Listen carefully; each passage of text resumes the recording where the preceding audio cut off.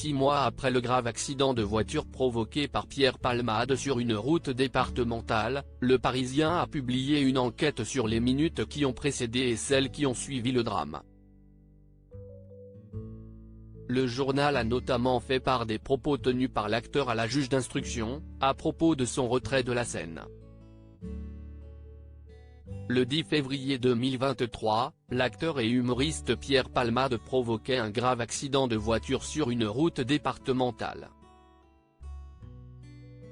Une longue période saine est suivie où le comédien de 54 ans, mis en examen pour homicide involontaire, a fait la une des médias.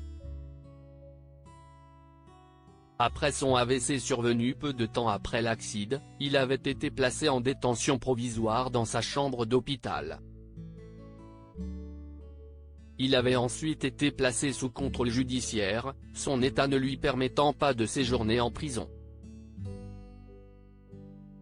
Avant le drame, l'acteur était de moins en moins présent sur scène. Dans une enquête publiée le dimanche 13 août 2023, Le Parisien a retranscrit les propos de Pierre Palmade qui expliquent ce retrait progressif.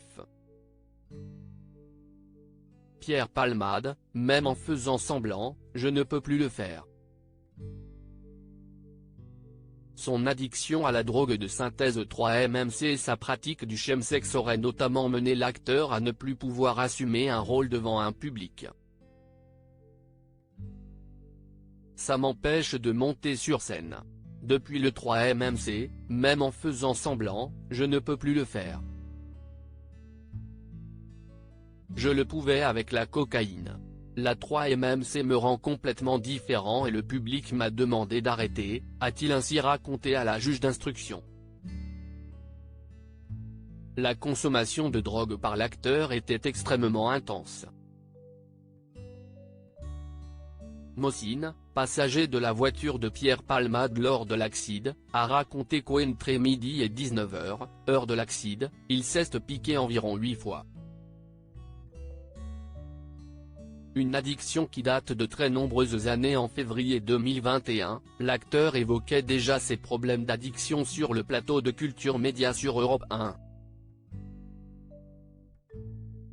Invité pour la promotion de l'émission Grand Restaurant, réouverture après travaux, diffusée sur M6, il affirmait à Philippe Vandel qu'il se trouvait dans une phase de rétablissement solide, mais que cette maladie, l'addiction, NDRL, vous guette et elle adore que vous rechutiez.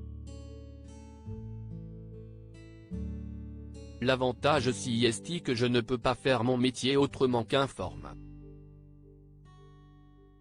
Donc comme il n'y a que mon métier qui compte dans ma vie, je suis obligé de faire très attention à moi, confiait-il alors également.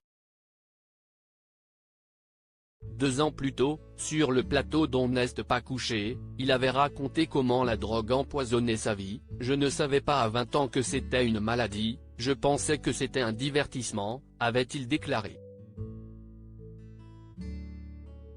Complétant, j'ai subodoré à 30 ans que c'était un poison. À 40 ans, j'étais sûr que j'étais cocaïnomane et que j'allais dans le mur. Et ça fait 10 ans que j'essaie d'arrêter. Article écrit en collaboration avec 6 médias.